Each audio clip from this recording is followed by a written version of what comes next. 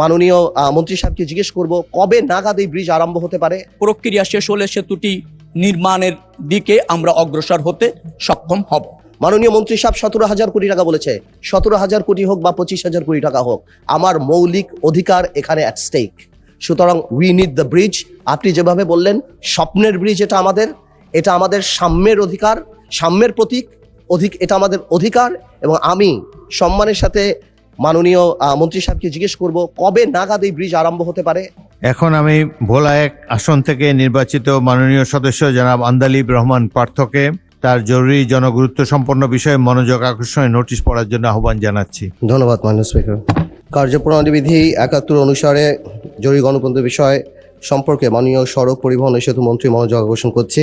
মাননীয় স্পিকার, আমার নির্বাচনী এলাকা ভোলা 1, উপজেলা 13টি এবং একটি পৌরসভা নিয়ে গঠিত। ভোলা জেলা সর্বমোট 20 লক্ষাধিক জনসংখ্যার একটি বৃহৎ জনপদ, যা প্রাকৃতিক সম্পদ সমৃদ্ধ হওয়া সত্ত্বেও উন্নত সড়ক যোগাযোগ ব্যবস্থার অভাবে আজও দেশের মূল ভূখণ্ড থেকে কার্যত বিচ্ছিন্ন। বাংলাদেশের একমাত্র জেলা হিসেবে ভোলায় এখনও সরাসরি সড়ক যোগাযোগ ব্যবস্থা গড়ে ওঠেনি। ফলে এই অঞ্চলের জনগণকে বিভাগীয় শহর বরিশাল এবং রাজধানী ঢাকায় যাতায়াতের জন্য সম্পূর্ণভাবে নৌপথের উপর নির্ভর করতে হয়। বছরের দীর্ঘ একটি সময়, বিশেষ করে কালবৈশাখী বর্ষা মৌসুমে অত্যন্ত ঝুঁকিপূর্ণ হয়ে ওঠে এই নৌপথ। এতে করে জরুরি চিকিৎসা সেবা ব্যাহত হয় এবং অনেক ক্ষেত্রে রোগীদের প্রাণহানির মতো ঘটনা ঘটে। অপরদিকে পণ্য পরিবহনে অতিরিক্ত সময় ব্যয় বৃদ্ধির ফলে এই অঞ্চলের কৃষক ও ব্যবসায়ীরা মারাত্মকভাবে ক্ষতিগ্রস্ত হন। ভোলার বিপুল প্রাকৃতিক গ্যাস, কৃষিজ উৎপাদন ও সামুদ্রিক সম্পদ জাতীয় অর্থনীতিতে পূর্ণাঙ্গভাবে কাজে লাগানোর জন্য উন্নত সড়ক যোগাযোগ অত্যন্ত জরুরি।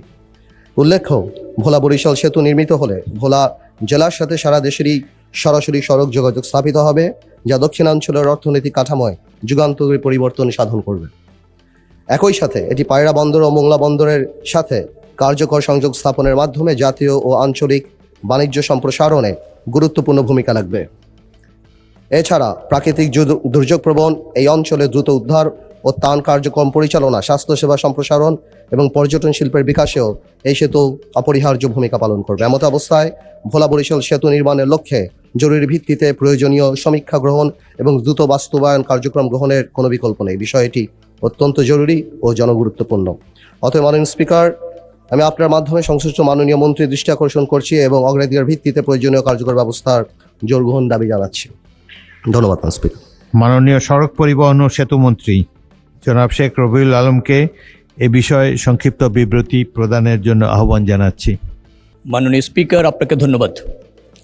71 বিধিতে সম্মানিত সংসদ সদস্য যে প্রকল্পটির গুরুত্ব উপস্থাপন করছেন, মহান সংসদকে জ্ঞাত করবার জন্য আমার এই বক্তব্য। এই ভোলা বরিশাল সেতু প্রকল্পটি মাননীয় প্রধানমন্ত্রীর প্রতিশ্রুত একটি প্রকল্প। 4 ফেব্রুয়ারি 2026 বরিশাল জনসভায় তিনি এই প্রকল্পটি প্রতিশ্রুতি দেন।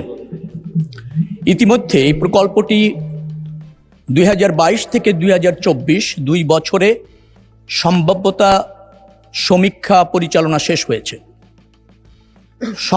আপনার সমীক্ষা শেষে 10.876 কিলোমিটার দৈর্ঘ্য, 4 লেন বিশিষ্ট এই সেতুটির 17,466 কোটি টাকার প্রাক্কলন নির্ধারণ করা হয়েছে।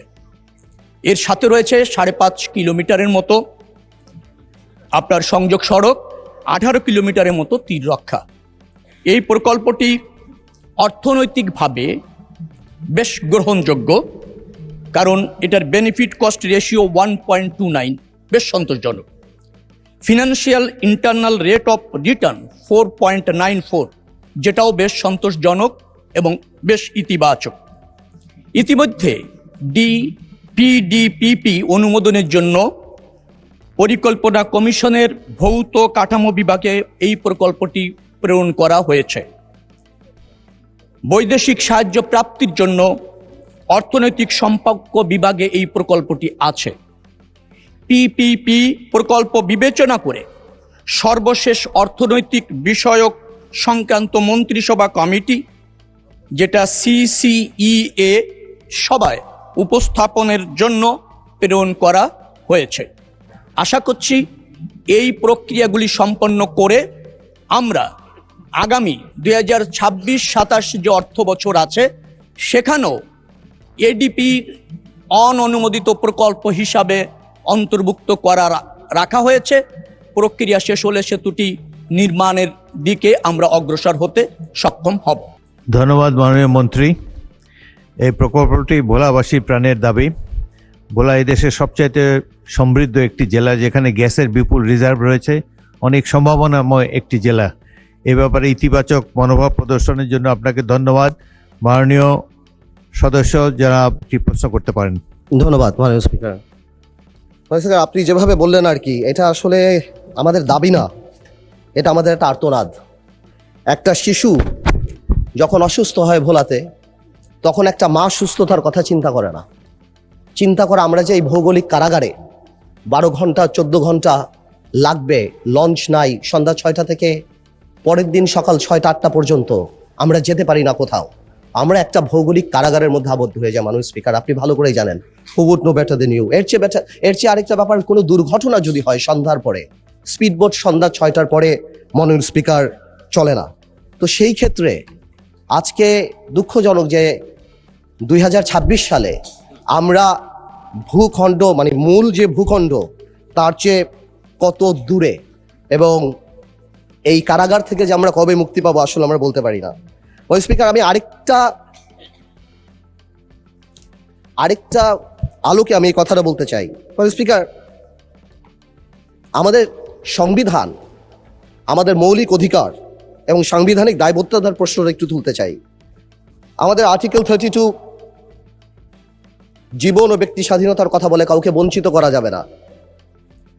ফ্রি মুভমেন্টের কথা বলে আর্টিকেল 36। ওই দিন আমাদের সম্মানিত আইনমন্ত্রী সাহেব একটা কথা বলেছিলেন, স্ট্যাচুটরি ইন্টারপ্রিটেশনের কথা, লিটারাল রুলের কথা। আপনি স্ট্যাচুটরি ইন্টারপ্রিটেশনের লিটারাল রুল দেন, কন্টেক্সচুয়াল অ্যাপ্রোচ যান, পারপোসিভ অ্যাপ্রোচ যান, ডাইনামিক অ্যাপ্রোচ যান, টিলোলজিক্যাল অ্যাপ্রোচ যান, লিভিং ইনস্ট্রুমেন্ট লিভিং অ্যাপ্রোচ যান, যেখানেই যান। এই 32 সুস্বাস্থ্য, এই 32 চিকিৎসার নিরাপত্তার কথা বলে। ফ্রি মুভমেন্ট মানে এই না যে আমি এখান থেকে এখানে গেলাম। ফ্রি মুভমেন্ট সারা বাংলাদেশ, তার স্থল হোক দ্বীপ হোক, আমি যেখানে যেতে চাই আমি সেখানে যেতে পারবো। কিন্তু আজকে আমরা কেমন জানি একটা অস্থায়ী অবহেলার মধ্যে পড়ে গিয়েছে মাননীয় স্পিকার। তাই বলবো, শুধুমাত্র ইকোনমিক ফিজিবিলিটির দিকে তাকানোর না, আমার সাংবিধানিক যে অধিকার, এবং এটা সুপ্রিম কোর্টের অনেক রুলিং আছে, এবং আপনি যেখানেই যান, আপনি যদি ব্রড ইন্টারপ্রিটেশনে দেখেন, আমি বাংলাদেশের যে কোনো জায়গায় যেতে চাই কোনো বাধা ছাড়া। কোনো ধরনের ফিনান্সিয়াল বাধা বা অবস্ট্রাকশন বা এই ধরনের অবস্ট্রাকশন এটা কোনোভাবেও সংবিধান অ্যালাউ করে না, এবং সংবিধান এখানে পজিটিভ দায়িত্ব দেয় রাষ্ট্রকে যে আমার এই বাধা সুনিশ্চিত করা। মাননীয় মন্ত্রী সাহেব 17,000 কোটি টাকা বলেছে, 17,000 কোটি হোক বা 25,000 কোটি টাকা হোক, আমার মৌলিক অধিকার এখানে অ্যাট স্টেক। সুতরাং উই নিড দ্য ব্রিজ। আপনি যেভাবে বললেন স্বপ্নের ব্রিজ, এটা আমাদের সাম্যের অধিকার, সাম্যের প্রতীক, এটা আমাদের অধিকার।